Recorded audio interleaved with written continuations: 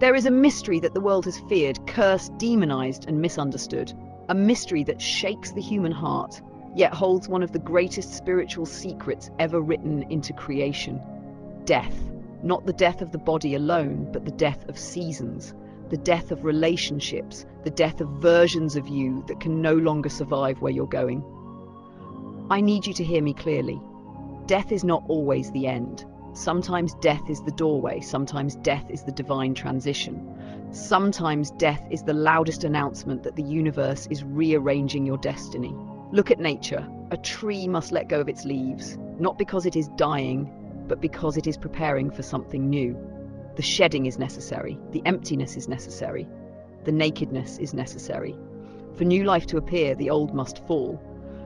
Even a child must lose their teeth for stronger ones to grow. Even a snake must shed its skin so it can continue becoming what it was created to be. Even the sky must darken before rain can fall. So hear me, loss is never just loss. Loss is transformation in disguise. But here is the tragedy of humanity. We cling.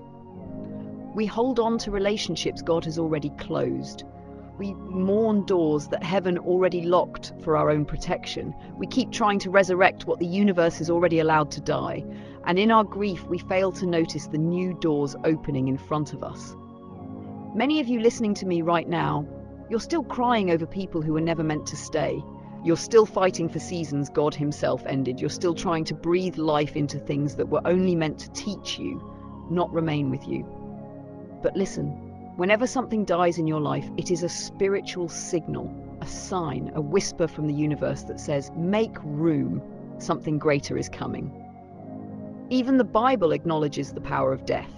Ecclesiastes says, the day of death is better than the day of birth.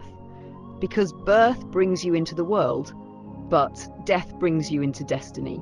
Birth ushers you into time, but death ushers you into purpose fulfilled. Jesus himself understood this mystery. On his way to the cross, people cried for him, but he told them to weep for themselves. Why? Because he knew what they didn't know. He saw what they couldn't see. He understood that without his death, there would be no salvation, no resurrection, no redemption, no freedom. They saw death, but Jesus saw beginning. This is the same with your life. When something dies, a friendship, a relationship, a dream, a job, a version of you, don't panic. Don't think it's the end. Spiritually, loss is currency. Every great revolution required sacrifice.